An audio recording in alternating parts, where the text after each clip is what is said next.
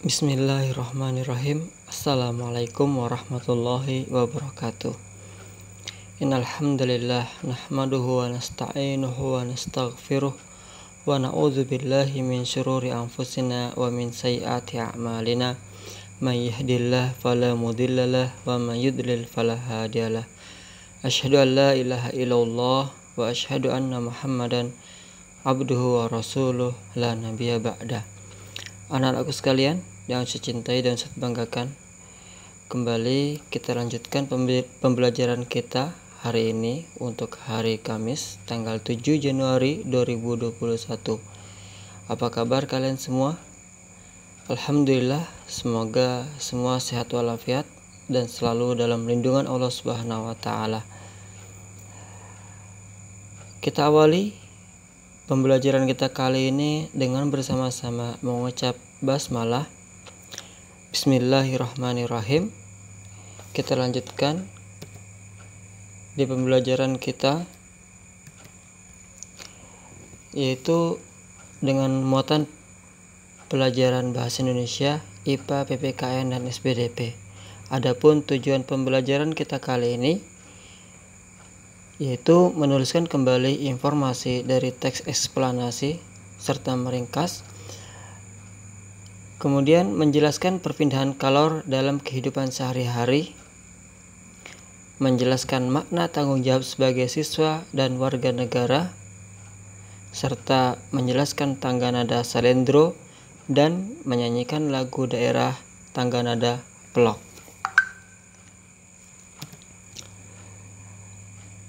Kembali kita selalu ingat dengan 3M, biasa dengan sebutan pesan ibu, yaitu selalu menggunakan masker, mencuci tangan dengan sabun dan atau hand sanitizer, dan menjaga jarak di kerumunan minimal 1-1,5 meter. Mari kita buka buku kita kembali dengan masih di tema 6, buku 5C. Tema 6 dengan tema panas dan perpindahannya. Kita awali dengan pembelajaran atau muatan IPA, yaitu menjelaskan perpindahan kalor dalam kehidupan sehari-hari. Pemuaian. Ada yang tahu arti pemuaian? Oke, kita lanjut langsung saja. Pemuaian adalah perubahan benda oleh kalor yang mengakibatkan pertambahan ukuran dan volume benda. Volume itu besar kecilnya ya, atau bentuknya. Yang kedua adalah penyusutan.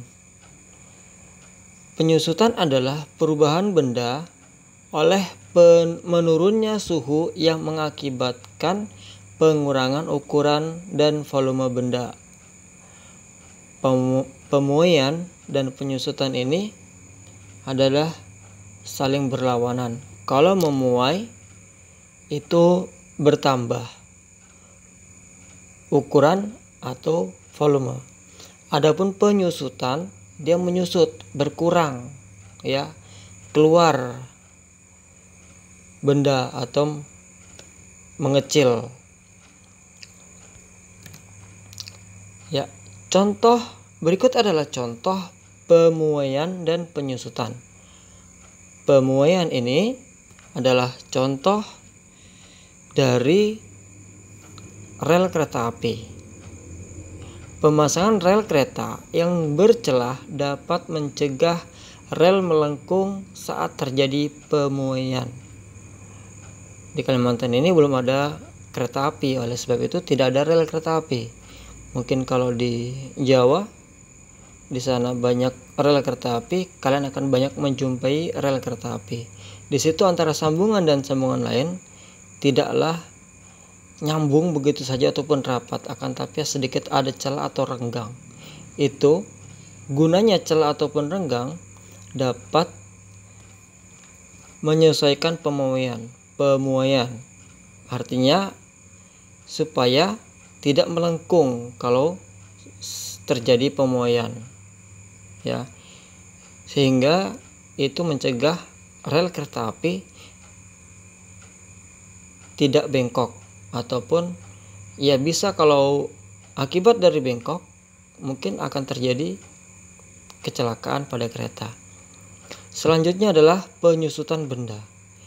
Kalian lihat benda di sebelahnya, sebelah kanan, di situ ada sebuah sepeda dengan roda ban belakang yang kempes.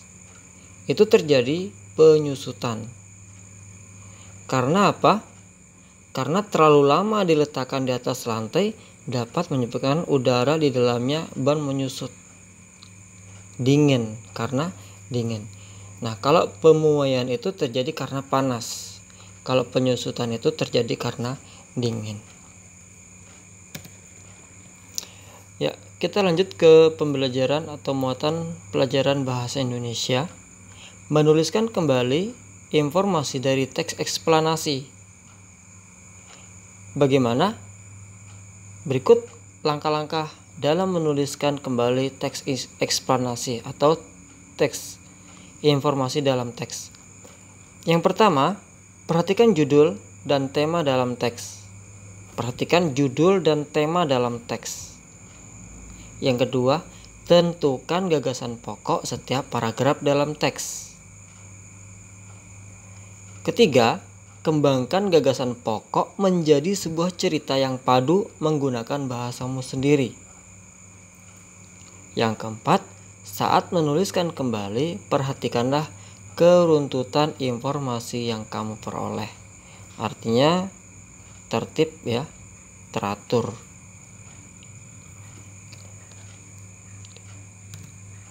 Ya, kita lanjutkan ke pelajaran SBDP. Menjelaskan tangga nada slendro.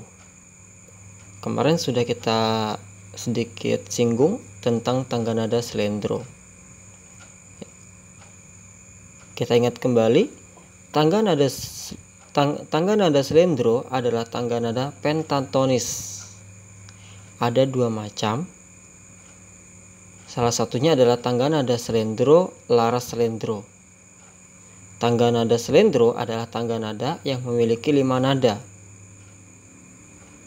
Sesuai dengan penta. Kemarin penta adalah 5, ton adalah nada. Nah, itu terbagi menjadi 2. Yang pertama slendro dan yang kedua adalah plok. Nanti ya kita akan bahas. Tangga nada slendro adalah tangga nada yang memiliki 5 nada. Pada umumnya bersifat gembira, lincah, dan riang. Ini kemarin diatonis mayor, kalau kita ingat di semester 1.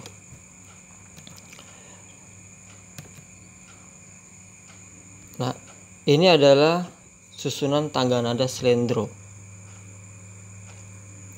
Do, re, mi, sol, la, do. Ada 5 nada. Do-nya kembali. Do, re, mi, sol, la. Do-nya kembali. Ya, contoh lagu dengan tangga nada slendro yaitu Lirilir dari Jawa Tengah. Kemudian Cing Cangkeling dari Jawa Barat dan Cening Putri Ayu dari Bali. Bisa kalian temukan lagunya mungkin melalui YouTube. Kalian searching atau browsing, kalian dapatkan dari situ. Ya, kita lanjutkan di muatan bahasa Indonesia. Di pembelajaran 6. Membuat ringkasan teks eksplanasi. Ingat, ada hal-hal yang harus diperhatikan dalam meringkas teks eksplanasi. Ingat baik-baik, yang pertama adalah membaca judul teks terlebih dahulu untuk mengetahui gambaran informasi secara keseluruhan. Barulah dengan cara membaca dengan cermat, membaca dengan seksama, kita dapat menggali informasi teks lebih dalam sehingga dapat memahami isi teks. Ada 2 poin yang harus kita ingat dalam membuat ringkasan teks eksplanasi. Pertama, membaca judul terlebih dahulu, kemudian membaca dengan cermat teks agar informasi yang ada di dalam teks terketahui oleh kita. Oke, kita lanjutkan ke muatan PPKN, yaitu menjelaskan makna tanggung jawab sebagai siswa dan warga negara. Kemarin kita sudah belajar tentang hak dan kewajiban sebagai siswa dan warga negara. Kali ini kita akan mempelajari tentang tanggung jawab. Apa itu tanggung jawab? Tanggung jawab adalah atau merupakan sikap menyadari dan siap melaksanakan tugas. Tanggung jawab dilaksanakan tanpa adanya paksaan dari orang lain. Seseorang yang bertanggung jawab biasanya melakukan tanpa menunda-nunda tugas tersebut. Menunda-nunda tugas dapat berakibat pada terganggunya hak orang lain. Ya, perilaku tanggung jawab itu ia akan lakukan dengan sebaik-baiknya. Ketika orang melakukan kewajiban, dia lakukan dengan ikhlas, tanpa ada paksaan, kemudian dia melakukan dengan hal yang terbaik untuk orang lain. Itu sikap bertanggung jawab. Biasanya ada peribahasa yang mengatakan berani berbuat, berani bertanggung jawab.